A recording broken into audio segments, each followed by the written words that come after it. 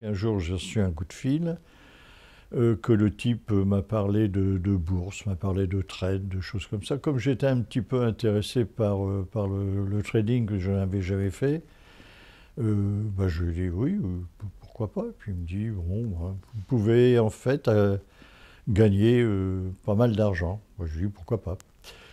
Et c'est là, en fait, il m'a demandé un premier investissement. Donc, c'est un petit investissement. C'était 5 000 euros, je crois, ou quelque chose comme ça. Alors, lui se proposait, en fait, d'être un coach pour me piloter, en fait, sur ces problèmes de trading qui sont quand même relativement complexes. Et je l'ai vu, d'ailleurs, au fil du temps. Donc au début, bien, j'avais donc 5 000 euros et puis je crois que une semaine après ou 10 jours après, j'avais 15 000 euros. Ben, en fait, ça se déroule de la façon suivante. Bon, ben, il m'appelle et puis après les urbanités, eh bien, on commence à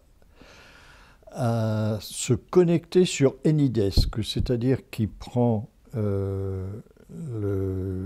la maîtrise de mon PC, mais à savoir qu'il n'intervient jamais, c'est-à-dire qu'il ne clique jamais de son côté pour pouvoir résoudre un problème en fait. Mais il dit, ben là, il faut les cliquer à cet endroit-là ou à cet endroit-là. Le coach me dit, bon, comment voyez-vous la tendance? Alors la tendance, c'est très net, hein. Ou c'est vers le haut, ou c'est vers le bas. Si c'est vers le bas, eh bien, c'est-à-dire qu'à ce moment-là, il faut vendre. Si c'est vers le haut, il faut acheter. C'est-à-dire qu'en fait, il me pousse effectivement, puisqu'il me demande si ça baisse ou si ça augmente. Et ça, n'importe qui pourrait dire, en voyant la courbe, savoir si ça baisse ou si ça augmente. Courtier, je suppose, conseiller certainement, puisque de toute façon, c'est lui qui choisissait les lignes de produits sur lesquelles j'allais trader. Quelquefois, c'était sur le Nasdaq, quelquefois, c'était sur des devises, quelquefois, c'était sur Bitcoin. Donc, je n'étais pas maître en fait de choisir sur ce quoi j'allais trader. Alors, mon coach ne m'a jamais dit que j'allais perdre quelque chose, puisque tous les indicateurs indiquaient que j'étais en positif. Donc jamais il n'a dit vous allez perdre quelque chose en fait. On sent très bien qu'il est mal à l'aise quand on lui dit combien je vais gagner, parce qu'il sait très bien qu'il ne peut pas répondre dans l'état actuel des choses. À aucun moment je n'ai eu l'impression que j'allais perdre mon argent, puisque au contraire j'avais des profits qui s'accumulaient en fait sur le petit compteur Take Profit. Hein. On m'appâtait toujours en disant, vous voyez là, il faudrait que la marge puisse augmenter un petit peu, parce que si la marge n'augmente pas, vous risquez d'être éjecté et de tout perdre.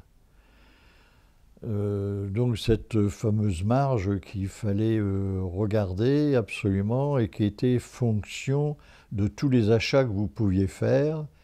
Dans ce cas-là, eh bien, si la marge risquait de devenir négative trop fortement, vous risquiez d'être éjecté carrément de cette plateforme en fait, et là de tout perdre. Donc il est sûr que vous avez un peu le doigt dans l'engrenage et que si vous ne voulez pas tout perdre, vous êtes bien obligé de rajouter quelque chose. Hein. Quand je suis arrivé à 100 000 euros, c'est là où on m'a un petit peu, je dirais entre guillemets, baratiné pour passer pro, mais il fallait mettre 200 000. On m'a poussé fortement dès l'instant où j'avais atteint 100 000 euros. Oui, 100 000 euros. Le dénommé Grégory Aubert, le patron d'Ethan Bena, est intervenu en disant: ah bah oui, maintenant vous commencez à être un peu plus mûr concernant le trade, vous méritez de passer pro. Mais pour ce, il faudrait que vous mettiez 100 000 euros de plus. Alors j'étais clair et net, j'ai dit non, 100 000 de plus, non, ça je ne mets pas.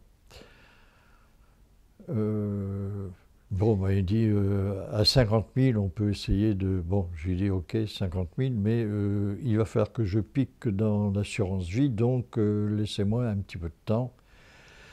Et disons que ça a pris à peu près une quinzaine de jours entre le moment où j'ai fait ma demande à l'assurance vie et pour que ça arrive sur mon compte. J'ai demandé donc un rendez-vous à Paris et il m'a dit qu'il ne pouvait pas me donner rendez-vous immédiatement, qu'il n'avait pas son planning sous les yeux.